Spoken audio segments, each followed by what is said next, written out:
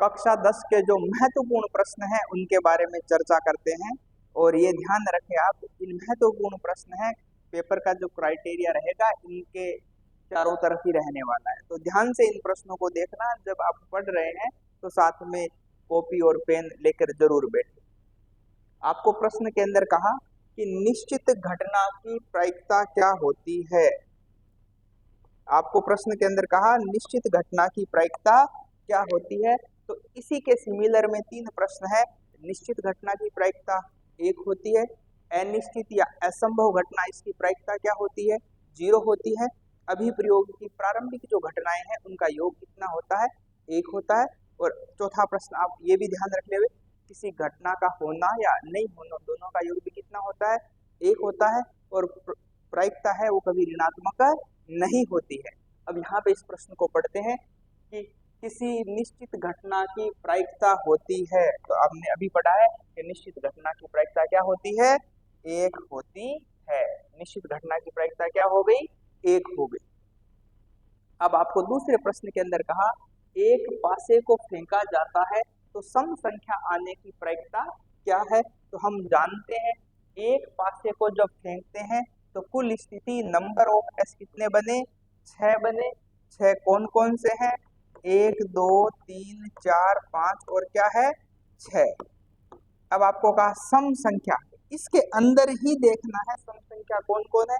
तो सम संख्या 2 है, 4 है और क्या है 6। तो अनुकूल स्थिति कितनी बन गई, 3।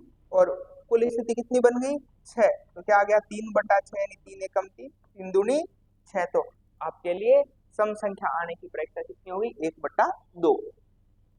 अगर आपसे कहे इसी प्रश्न के अंदर विषम संख्या आने की प्रायिकता, तो विषम संख्या 1 3 और क्या हो गई 5, अनुकूल स्थिति 3 और कुल स्थिति 6, 3/6 यानी विषम संख्या आने की प्रायिकता भी कितनी हो गई, 1/2।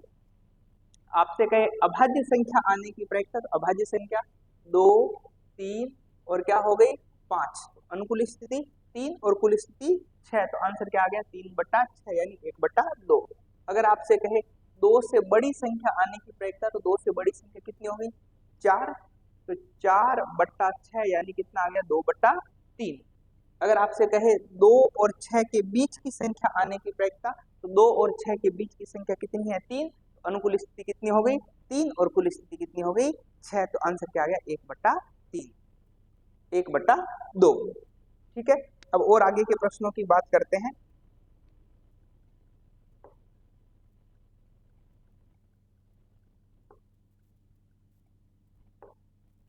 आपको प्रश्न के अंदर कहा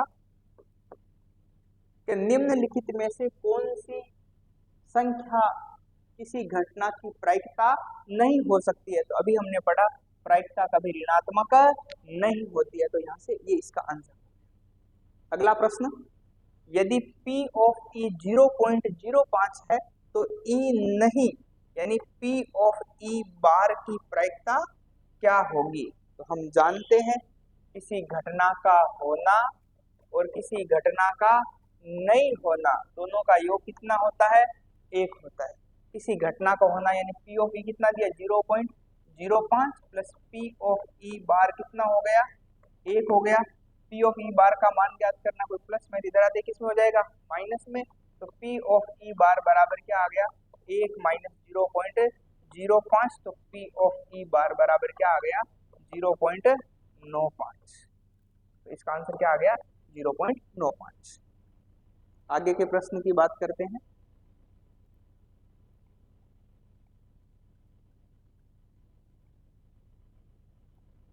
आपको प्रश्न के अंदर कहा कि एक अच्छी तरह से फेंटी गई 52 ताश की गड्डी में से एक इक्का प्राप्त करने की प्रायिकता क्या है। अब आप ताश से संबंधित प्रश्नों को देखें, ताश में कुल कितने पत्ते होते हैं 52। तो कुल स्थिति कितनी हो गई 52। अब आपसे कहे हुक्म के कितने पत्ते हो गए 13, ईंट के पत्ते कितने हो गए 13, लाल पान के कितने पत्ते हो गए 13 और कीड़ी के कितने पत्ते हो गए 13। अब आपसे कहे हुक्म का पत्ता आने की प्रायिकता, तो अनुकूल स्थिति कितनी होगी 13 और कुल स्थिति कितनी होगी 52। तो आंसर क्या आ गया 13/52। फिर उसके बाद में लाल पान का पत्ता आने की प्रायिकता, तो 13/52। चीड़ी का पत्ता आने की प्रायिकता, तो क्या आंसर रहेगा 13/52।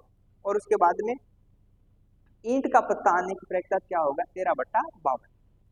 अब आपसे कहे ताश में काले रंग के पत्ते आने की प्रायिकता, तो हुक्म का पत्ता और सीढ़ी का पत्ता क्या होता है, काले रंग का होता है, तो कुल पत्ते कितने हो गए, 26।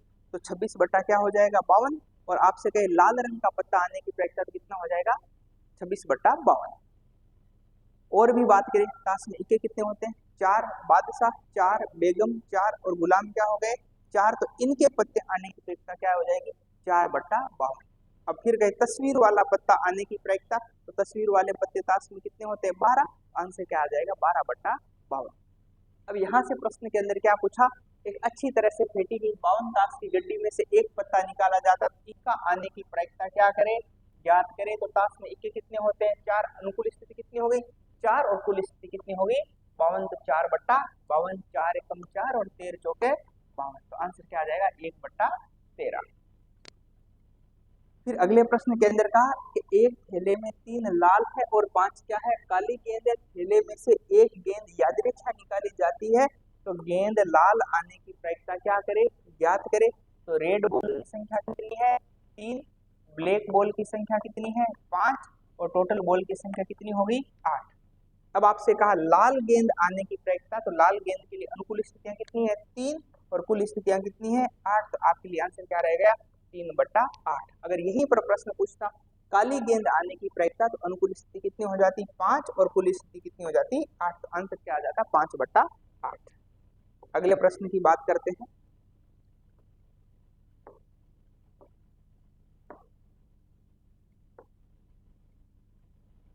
अभी इस प्रकार के प्रश्न हमने पढ़े हैं। आपको प्रश्न में कहा एक पासे को फेंकने पर 4 से बड़ी संख्या आने की प्रायिकता क्या होगी। अब एक पासे को फेंका जाता है, तो कुल स्थिति कितनी बनी, कुल स्थिति कितनी बनी, 6। और कहा 4 से बड़ी संख्या, तो अनुकूल स्थितियां 4 से बड़ी कौन होगी, 5 और क्या हो गई, 6। तो कितनी हो गई, 2। तो कितना हो गया, 2 एकम 2 और 2 3 कितना आ गया, 6। तो आंसर आपके लिए कितना आ जाएगा, 1/3। अगले प्रश्न में कहा प्रथम 5 प्राकृतिक संख्याओं का माध्य क्या करो, याद करो। हम जानते हैं माध्य, इसको x बार से क्या करते हैं, व्यक्त करते हैं। माध्य का मतलब जितनी आपको राशियां दे रखी है उन सबको जोड़कर उतने का क्या लगाना है, भाग। आपको कहा प्रथम 5 प्राकृत संख्या, प्रथम 5 प्राकृत संख्या कौन होगी, 1 2 3 4 और क्या हो गई, 5। अब का इनका माध्य मतलब सभी को जोड़कर जितनी है उतनी का क्या लगाना है, भाग लगाना है। माध्य को किससे व्यक्त करते हैं, x बार से। अब आप जानते हैं 5 और 4 कितने हो गए, 9, 9 और 3 कितने हो गए, 12, 12 और 2 14 और 1 कितने हो गए, 15। तो 15/5। तो आंसर कितना आ गया, 3 आपका आंसर आ गया। अगले प्रश्न की बात करते हैं।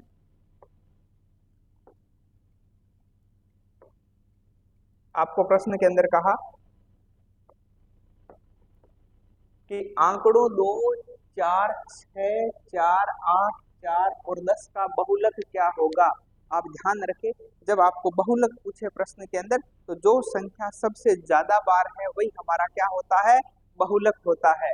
तो यहाँ पर सबसे ज्यादा बार कौन नजर आ रहा है, 4 नजर आ रहा है। 4 कितनी बार है, 3 बार है। तो सबसे ज्यादा बार 4 ही है, तो बहुलक हमारा क्या हो गया, 4 हो गया। और वेरी वेरी इंपॉर्टेंट क्वेश्चन, आपको कहा माध्य, माध्यक और बहुलक के बीच में क्या है, संबंध क्या है। तो याद रख लेना, बहुलक बराबर 3 गुणा माध्यक माइनस 2 गुणा माध्य। वापस से, बहुलक बराबर 3 गुणा माध्यक माइनस 2 गुणा माध्य। ये इसमें क्या है, संबंध है, माध्य माध्यिक और बहुलक में संबंध है। अगला प्रश्न, आपको कहा वर्ग अंतराल 10 और 10 से 20 का वर्ग चिन्ह क्या है। 10 से 20 का वर्ग चिन्ह क्या है। अब इधर देखिए, वर्ग चिन्ह का सूत्र होता है,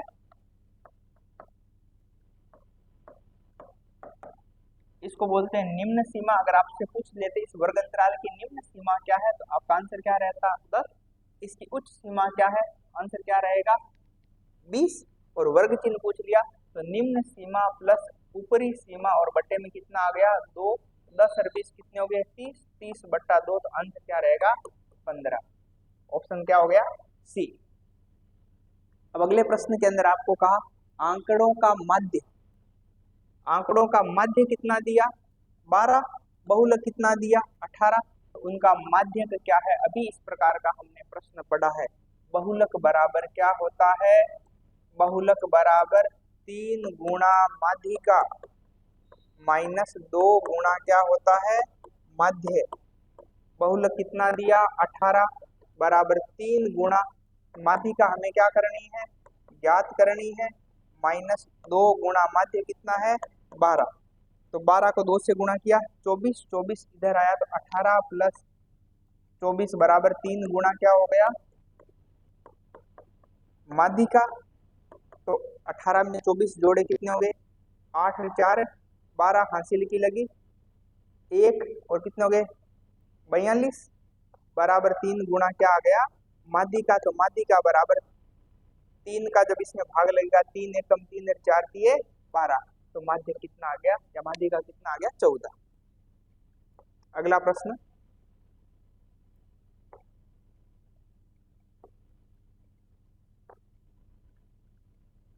आसान। आपको प्रश्न में कहा से कम प्रकार और से अधिक प्रकार के तोरण जिस बिंदु पर काटते हैं उसका एक्स अक्ष पर क्या दर्शाता है? जब से कम और से अक्ष का ग्राफ एक दूसरे से कटता है तो वहां क्या दर्शाएगा? माध्यक दर्शाएगा। अब आपको कहा कि वर्ग अंतराल 10 से 20 की जो वर्ग माप है वो क्या है? तो ऊपरी सीमा में से निम्न सीमा को घटा दो तो 30 माइनस 20 आंसर कितना आ गया आपका? वर्ग माप कितना आ गया? 10 आ गया। अगले प्रश्न की तरफ बढ़ते हैं।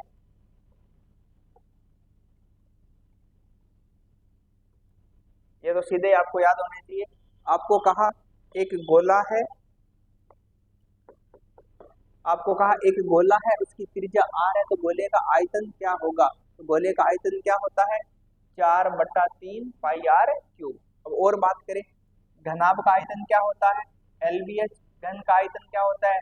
भुजा क्यूब। बेलन का आयतन क्या होता है? पाई r स्क्वायर h। शंकु का आयतन क्या होता है? 1/3 पाई r स्क्वायर h।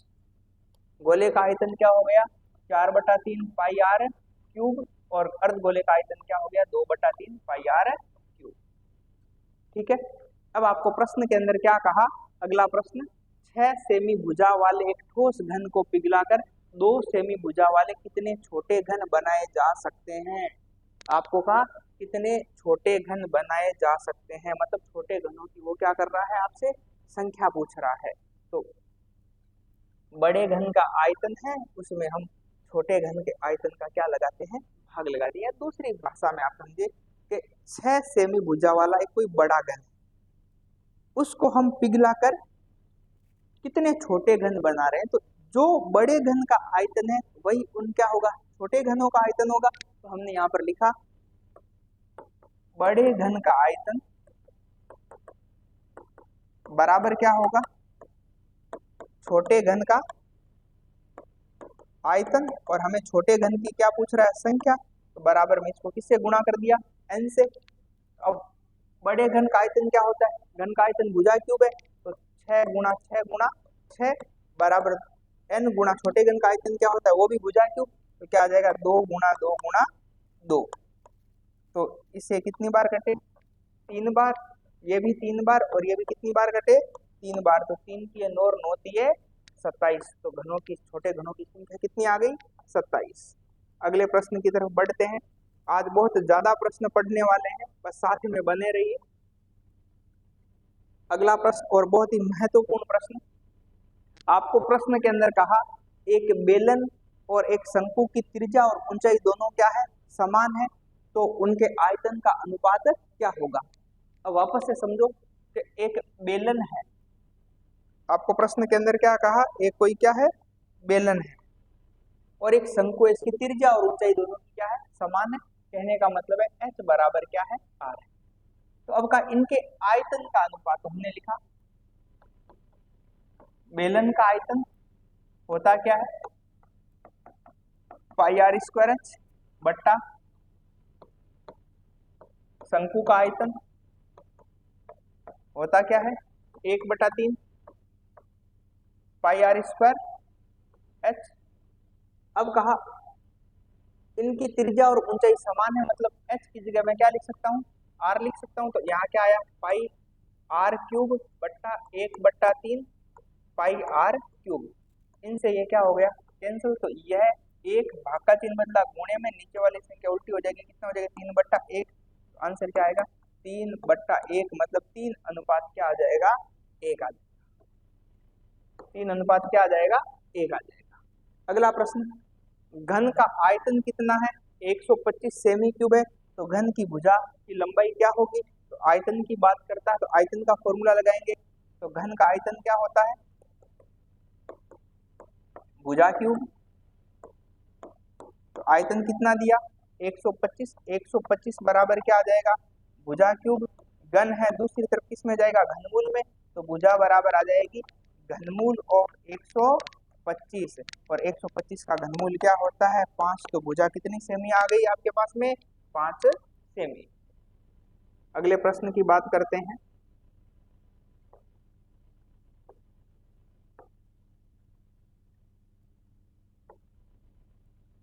महत्वपूर्ण बातें, आपको कहा एक वर्ग की कितनी स्पर्श रेखाएं हो सकती है। अब थोड़ा सा समझना, ये एक कोई वृत्त है, इसका कोई एक बिंदु है, तो एक बिंदु पर कितनी स्पर्श रेखा खींच सकते हैं एक। लेकिन अगर वृत्त है तो वृत्त में अनंत बिंदु होते हैं, तो वृत्त पर कितनी स्पर्श रेखा खींच सकते हैं अनंत स्पर्श रेखा। तो यहाँ प्रश्न में क्या पूछा, एक वृत्त की कितनी स्पर्श रेखा हो सकती है। तो एक वृत्त की अपरिमित यानी अनंत स्पर्श रेखा हो सकती है। अब वापस से अब प्रश्न को ढंग से सुनना, एक वृत्त के एक बिंदु पर कितनी स्पर्श रेखा खींची जा सकती है। एक वृत्त के एक बिंदु पर एक स्पर्श रेखा खींची जा सकती है, लेकिन एक वृत्त पर अनंत स्पर्श रेखा खींची जा सकती है। वृत्त के व्यास के सिरों के समांतर 2 स्पर्श रेखा खींची जा सकती है। वृत्त के बाह्य बिंदु से वृत्त पर 2 स्पर्श रेखा खींची जा सकती है, और उनकी स्पर्श रेखा की लंबाई आपस में क्या होती है बराबर होती है। स्पर्श रेखा और त्रिज्या जिस बिंदु पर मिलती है उस बिंदु को हम क्या कहते हैं स्पर्श बिंदु कहते हैं। और स्पर्श रेखा त्रिज्या के साथ कितने डिग्री का कोण बनाती है 90 डिग्री का कोण बनाती है। अगर बाह्य बिंदु से खींची गई जो स्पर्श रेखाएं हैं आपस में जो कोण बनाती है और केंद्र के साथ जो कोण बनता है दोनों एक दूसरे का क्या होता है संपूरक होता है, मतलब दोनों का योग कितना होता है 180 होता है। अब यहाँ पर देखो अगला प्रश्न, ये इतने प्रमेय बातें बताई हैं उनमें से ज्यादा संभावना रहती है प्रश्न आने की। आपको कहा वृत्त के बाहर स्थित किसी बिंदु से वृत्त पर कितनी स्पर्श रेखा खींची जा सकती है। एक कोई वृत्त है, इसके बाहर कोई बिंदु है, इस बाहर वाले बिंदु से कितनी स्पर्श रेखा खींची जा सकती है 2 स्पर्श रेखा खींची जा सकती है। आज की क्लास बहुत ही महत्वपूर्ण रहने वाली है, बस आप कंटिन्यू बने रहिए। अगले प्रश्न में आपको कहा कि एक वृत्त की स्पर्श रेखा और त्रिज्या के बीच में कितने डिग्री का कोण होता है। एक वृत्त की स्पर्श रेखा और त्रिज्या के बीच में कितने डिग्री का कोण होता है 90 डिग्री का कोण होता है।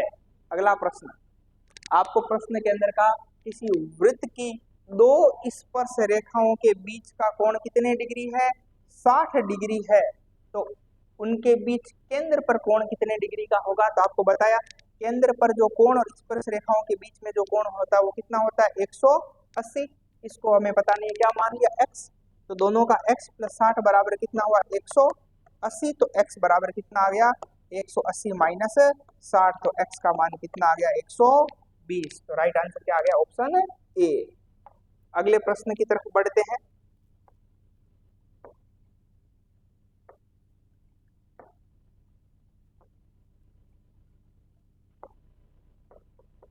आपको प्रश्न के अंदर का वृत्त को 2 बिंदुओं पर प्रतिच्छेद करने वाली रेखा को क्या कहते हैं। वापस से आप समझे, ये एक कोई वृत्त है, ऐसी रेखा जो वृत्त को एक बिंदु पर क्या करे स्पर्श करे उसे हम क्या कहते हैं स्पर्श रेखा।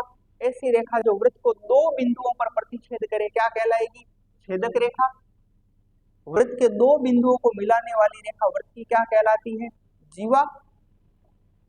वृत्त के केंद्र से लेकर परिधि के किसी बिंदु तक की दूरी क्या कहलाती है त्रिज्या। अगले प्रश्न में आपको क्या कहा, वृत्त के व्यास के सिरों पर खींची गई स्पर्श रेखा आपस में क्या होती है। वृत्त के व्यास के सिरों पर खींची गई स्पर्श रेखा आपस में क्या होती है समांतर होती है। बहुत ही महत्वपूर्ण प्रश्न चल रहे हैं, बस साथ में कॉपी और पेन लेकर बैठ जाइए और लिखिए और ऑब्जेक्टिव जो प्रश्न आएंगे 10th बोर्ड में, इनसे बाहर कुछ भी नहीं जाने वाला है, बस भरोसा बनाए रखेगा।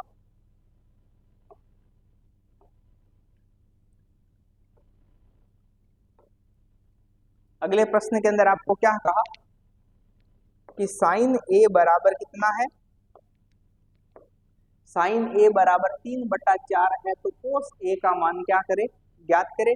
जब हम साइन की बात करते हैं तो एक समकोण त्रिभुज बनाया, ये 90 डिग्री, 90 डिग्री के सामने क्या होता है, कर्ण होता है।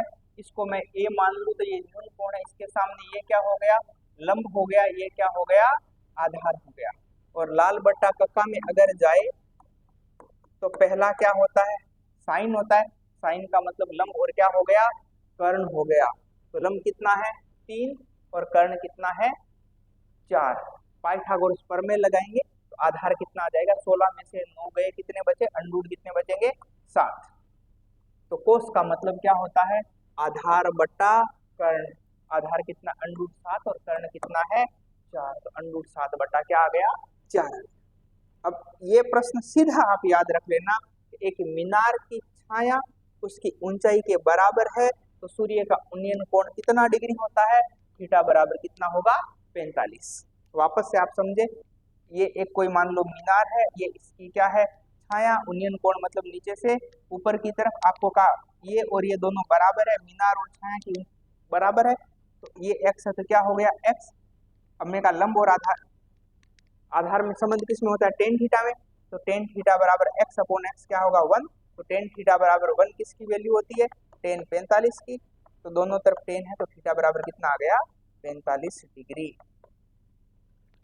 अगले प्रश्न की तरफ चलते हैं।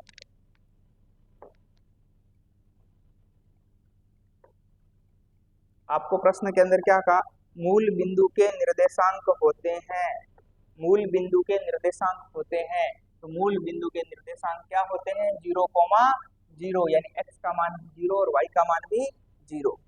अब आपको कहा ये एक कोई पॉइंट दे रखा है, ये कौन सी चतुर्थांश में स्थित है। हम ग्राफ बनाते हैं, ये फर्स्ट क्वाड्रेंट के अंदर दोनों क्या होते हैं पॉजिटिव, यहाँ x नेगेटिव और y क्या होता है पॉजिटिव, या x और y दोनों नेगेटिव, या x पॉजिटिव और y क्या होगा नेगेटिव। यहाँ से इसको मैच करें, x नेगेटिव और y पॉजिटिव, तो कौन से क्वाड्रेंट में हो गए, सेकंड क्वाड्रेंट के अंदर ये हो गए। अगले प्रश्न की बात करते हैं। आपको प्रश्न के अंदर कहा बिंदु 2,3 की x अक्ष से दूरी क्या है। जब x का पूछे तो निर्देशांक किसका लिखना है y का, और जब y का पूछे तो निर्देशांक किसका लिखना है x का। आपको प्रश्न के अंदर कहा बिंदु 2,3 की x अक्ष से दूरी क्या है। जब x का पूछ रहा है तो निर्देशांक किसका लिखना है y का लिखना है। किसका लिखना है y का, तो y का निर्देशांक क्या है 3। आंसर क्या रहेगा 3 इकाई। अगला प्रश्न आपको कहा बिंदु 0,6 और 0,-2 के बीच की दूरी क्या है।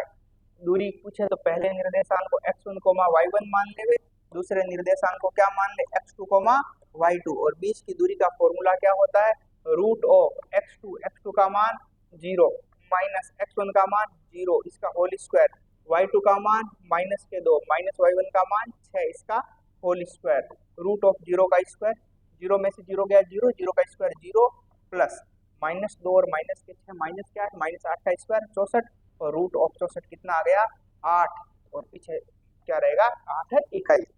अगले प्रश्न की तरफ बढ़ते हैं।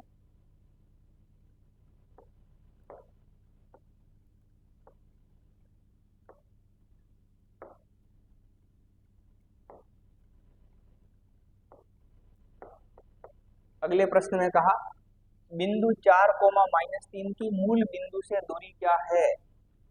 जैसे यहाँ पर एक कोई मूल बिंदु है, मूल बिंदु के निर्देशांक 0,0, यहाँ पर एक कोई मैं पॉइंट मान लेता हूँ, कहीं पर भी मान लो, x का मान कितना है प्लस में, और यहाँ पर मान लिया x का मान 4 और y का मान क्या हो गया -3। अब का इन दोनों के बीच की दूरी क्या करो ज्ञात करो। इसको मान लिया x1, y1, और इसको क्या मान लिया x2, क्या मान लिया y2। तो रूट ऑफ x2 का मान कितना है 4 - 0 इसका होल स्क्वायर, y2 का मान -3 -0 इसका होल स्क्वायर। 4 में से 0 गया 4 का स्क्वायर 16 -3 ये कितना हो गया -3 में से 0 गया -3, -3 का स्क्वायर कितना हो गया 9, और 16 और 9 कितने होते हैं रूट के 25, और रूट 25 का मान कितना होता है 5, और पीछे क्या लिख दिया मात्रक या इकाई, तो आंसर क्या आ गया 5 इकाई। अगला प्रश्न, सभी समबाहु त्रिभुज क्या होते हैं, तो सभी समबाहु त्रिभुज क्या होते हैं समरूप होते हैं। अगले प्रश्न की तरफ बढ़ते हैं। आपको प्रश्न के अंदर का त्रिभुजों की समरूपता की कसौटी कौन सी नहीं है, तो त्रिभुजों की समरूपता की अगर कसौटी की बात करें तो समरूपता की कसौटी ए का नियम है, एस का नियम है, एस का नियम है, लेकिन एस का नियम नहीं है। अगले प्रश्न में आपको कहा समांतर श्रेणी 5, 8, 11, 14, इसका सार्वंतर क्या है, सार्वंतर मतलब दूसरे में से पहले को, तीसरे में से दूसरे को घटाओ, अगर निश्चित आते हैं पद तो निश्चित संख्या आती है तो सार्वंतर होगा। 8 में से 5 गए कितने बचे 3, 11 में से 8 गए कितने बचे 3, निश्चित संख्या का मान क्या मिला 3, और वही हमारा क्या होता है सार्वंतर, तो यहाँ आंसर क्या रहेगा 3। अगले प्रश्न की तरफ बढ़ते हैं।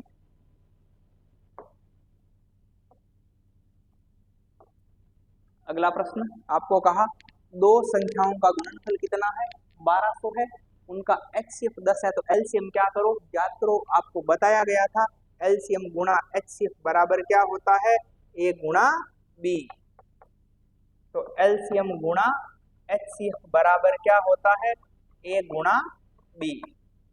तो LCM कितना है आपके पास में पूछ रहा है, HCF का मान कितना है 10 है, और दो संख्याओं का गुणा कितना है 1200 है, एक जीरो से एक जीरो कैंसल, तो एलसीएम आपके पास में कितना आ गया 120, क्या आंसर आ गया 120। अब वापस से इस प्रश्न को देखें, आपको एक द्विघात बहुपद दे रखा है x² प्लस के 7x और प्लस के 10 बराबर 0 है, आपसे इसके क्या पूछ रहा है शून्यांक, तो आप जानते हैं बीच वाली संख्या के क्या करेंगे फैक्टर, जोड़े तब तो 7 आने चाहिए, गुणा करें तब कितने आने चाहिए 10, तो 5 और 2 7, और 5 को 2 से गुणा किया कितना आ गया 10, तो x² प्लस के 5x और प्लस के 2x और प्लस के 10 बराबर क्या आ गया 0, दो दो के क्या बनाए जोड़े, तो यहाँ से x कॉमन आया तो अंदर क्या बचा x प्लस 5, प्लस के 2 कॉमन आए तो अंदर क्या बचा x प्लस 5 बराबर 0, फिर समान जोड़ा एक बार लिख दिया x प्लस 5, अंदर बचे x प्लस 2 बराबर 0, इन दोनों को 0 के बराबर रखा तो x बराबर क्या आ गया -2 और क्या आ गया -5, तो ऑप्शन आपका कौन सा राइट हो गया बी राइट हो गया। अब अगला प्रश्न,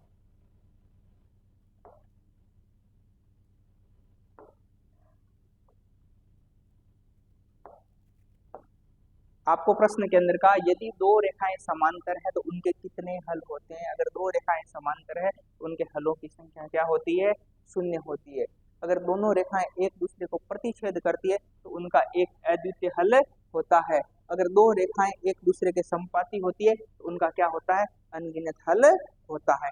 और आप ध्यान रखें आज जितने भी प्रश्न करवाए हैं एक बार इनको जरूर देखना, और आपको कौन से प्रश्न करवाने हैं आप कमेंट में जरूर लिखें कि हाँ इन प्रश्नावलियों का हमें रिवीजन करवा देवे, कौन सी प्रश्नावली के महत्वपूर्ण प्रश्न हैं आपको करवाने हैं, आप एक बार कमेंट में लिखें।